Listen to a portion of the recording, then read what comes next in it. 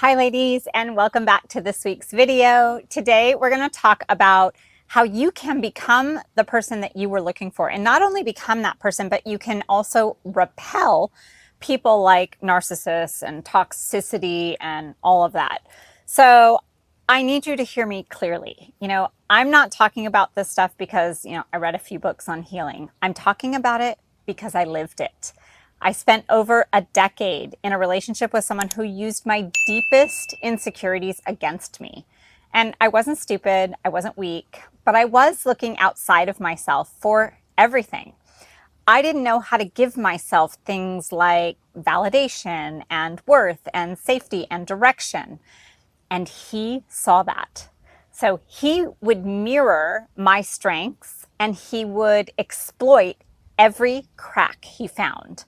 So I'm telling you right now, with everything I've got, what I'm about to walk you through can change your life.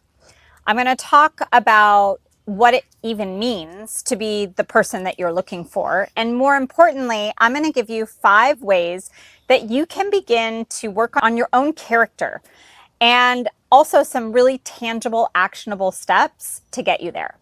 It's not fluff. It's not, just journal it out and hope for the best. This is real. It's gritty work that turns you into the kind of person that narcissists and toxic people don't even touch. They don't have any interest in you because they don't go where they're not welcome. And when you become the person that you've been waiting for, they don't want it.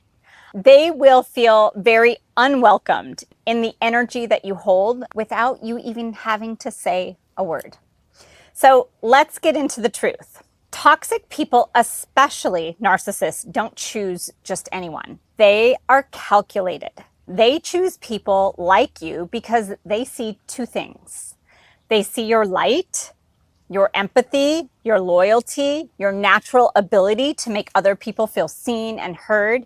They see your desire to love hard, and they also see your cracks. They see the places where you're still unsure of yourself, where maybe you second guess your worth, where you're maybe desperate to be chosen. They don't go after people who are perfect. They do go after people who are human. They see your need for maybe some reassurance, and they become it for a little while anyway. They watch it.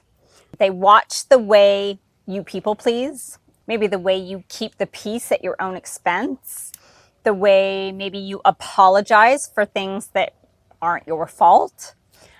They'll clock all of that, and they'll use it to slither and slide in. The abusive relationship that I was a part of for a decade began in a gym. And over the course of that 10 years, I could very clearly see a pattern with him and who he was attracted to and who he repelled. Any woman who gave off any kind of insecurities in the slightest, he would pounce on. And then quite the opposite. If there was a woman who was extremely confident and didn't show him any attention, he was immediately put off by her and telling me things like, fuck her, or I don't want anything to do with that. I remember thinking, wow, I wish I could give off that same vibe to him.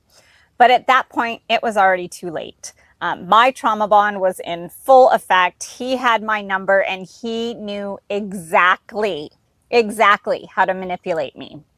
Ultimately, I met him at a time in my life when I was seeking validation about my own worth, about my body, and quite honestly, how I valued myself.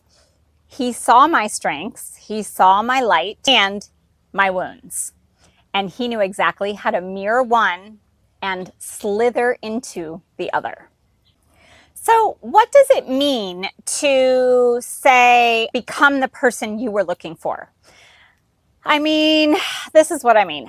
You stop chasing what you didn't get. You start giving it to yourself. Let me show you what this looks like. The first thing is consistency, right? You wanted someone who showed up, who kept their word, who didn't leave you guessing. Start there, right? Be that for yourself. Wake up and check in with you before you check in with anybody else. Set small routines that build self-trust. Maybe water, maybe movement, maybe nourishment. Don't ghost yourself on those hard days. Consistency builds safety, and that's what your nervous system is craving most. The second way is to be able to begin to validate your own feelings. You wanted someone who didn't gaslight you, who didn't make you question your sanity. And now it's your turn to stop doing that to yourself. So if you feel upset, don't dismiss it. Don't say things like, it's not a big deal, right? Say, this matters to me. See, when you're uncomfortable, it's important that you don't override it. And instead of overriding it, you honor it. Your feelings are data, not drama, right? If you want help with this, my Right to Heal journaling journey is designed to help you unpack and validate all of your emotions daily. I'll link it below for you. The third thing, protect your peace. You were looking for someone who made you feel safe, not on edge. So give yourself that safety. Silence your phone maybe after 9 p.m. Block the number. Yes, block it again. Maybe unfollow people who maybe trigger some kind of anxiety in you, or maybe comparisons. Peace is not a privilege, it's a requirement. And number 4, set boundaries. You wanted someone who respected your no. So now start saying it, without explaining it, without defending it or apologizing for it. I'm not available for that. That doesn't work for me. I think I'd like some space right now. That version of you, the one with boundaries, she is magnetic to good people, and she is repulsive to manipulators. So this is where we're going to dig a little bit deeper, and we're going to talk about 5 ways that you can work on your own character. Because it's not just about keeping toxic people out, it's also about becoming solid enough to keep you in. So the first thing is having radical self-honesty. Let's be real, right? You can't heal what you won't admit. And this is where most people get stuck. They leave their relationships, but they keep lying to themselves. Oh, I'm fine. No, you're not. I don't miss him. Yeah, you do. I would never go back. You might. Radical self-honesty is about telling yourself the truth without shame. It's not about, judging yourself. It's about owning your reality so that you can change it, right? Because when you're honest with you, no one can manipulate you. And here's an example. Maybe you say you're over your ex, but you still stalk their social media. Radical honesty would be admitting, I still have a trauma bond. I'm still seeking connection through pain. And that level of honesty, it's painful, yes, but it's also extremely powerful because it shows you where the work is that you still have left to do. You could maybe try a journal prompt, something like, what truth about myself have I been avoiding? And what would I change if I accepted it? Okay, here we go. Number 2, it's time for you to reparent yourself, reparent that inner child. Here's the truth that most people miss. The person who tolerated the abuse was not your adult self. It was the younger version of you that is still looking for love in places that maybe look familiar, right? That wounded little girl who never felt safe or worthy or chosen. She was the one in that relationship. That's who the narcissist hooked into. So reparenting is about becoming the parent that you never had, not just logically, but emotionally. And it looks like maybe speaking to yourself with compassion when you mess up. You're not in trouble. I love you. Let's try this again. It might look like you giving yourself what no one else gave you. Maybe a safe bedtime routine, maybe a nourishing meal, maybe, protection from toxic energy. It might be you listening to your needs before they scream at you. I'm overwhelmed. I need to rest. I need silence. I need comfort. An example for this might be, you want to text your ex when you're lonely, but instead you wrap yourself in a blanket, you put on some calm music, and you journal. I feel abandoned right now, but I'm choosing me. Okay, here we go. Number 3.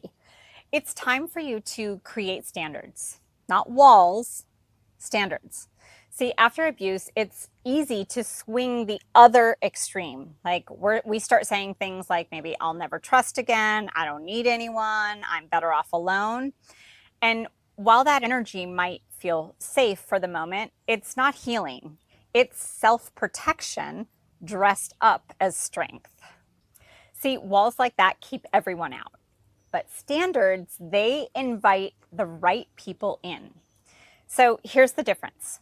A wall might sound like no one gets access to me, right? But a standard sounds like only people who speak with respect and take accountability get access to me. Maybe examples of, high character standards might be, if you raise your voice at me, you lose access to me. If you don't apologize and take ownership, I'm not emotionally available to you. If I leave a conversation feeling drained more than once, then I take that as data, right? I don't ignore it anymore. And this is how you begin to filter energy, not by avoiding people, but by vetting who is worthy of your peace. And something that you can do to help with this is to write down 5 non-negotiable standards for anyone who wants to be part of your life and make them visible for you to see. Now, I want to mention that my She's Up program, the first S in She's Up stands for standards. And that's something that we dive into in that program, and we begin to kind of tackle a new routine for yourself. So check out the link in the description below. I'll leave it for you. Okay, so the 4th thing that you can do is use your voice, even when it shakes. Okay, if you've been in a relationship with a narcissist, chances are you've been trained to question your voice. And you may have been maybe interrupted every time you tried to speak, or you were told, you're too emotional. Maybe you were punished for expressing any kind of emotion, anger, or sadness, or you were gaslit until you didn't even trust your own words. So of course now it feels scary to speak up. It makes sense, right? But using your voice, it's not just about communicating with others. It's about coming back to yourself.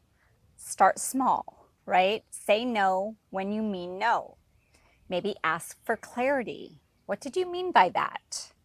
Maybe, state your truth clearly. That didn't feel good to me. An example of this might look like, someone makes a passive-aggressive joke about your healing. Instead of laughing it off, you calmly say, that wasn't funny to me. Please don't joke about that. That moment right there, that is healing.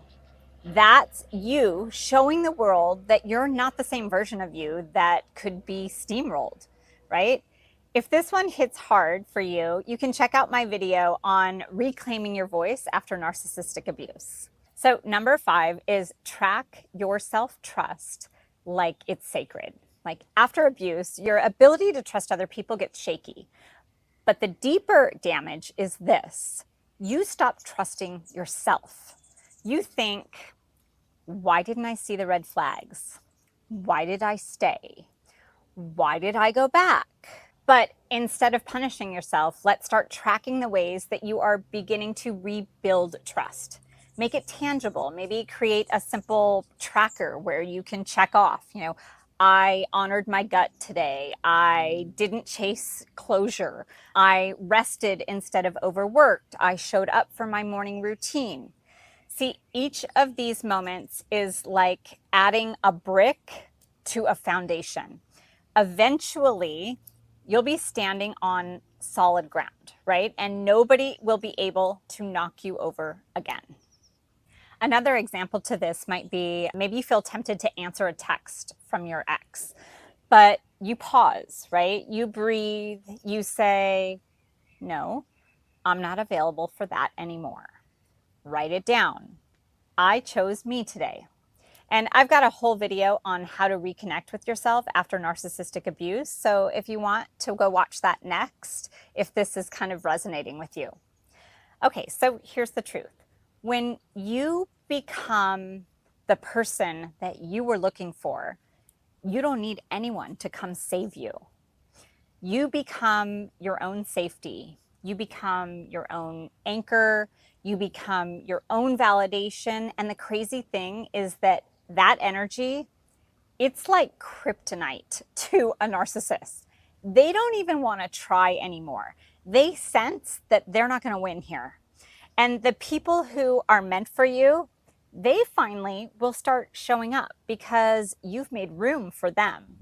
So let me ask you, who are you becoming?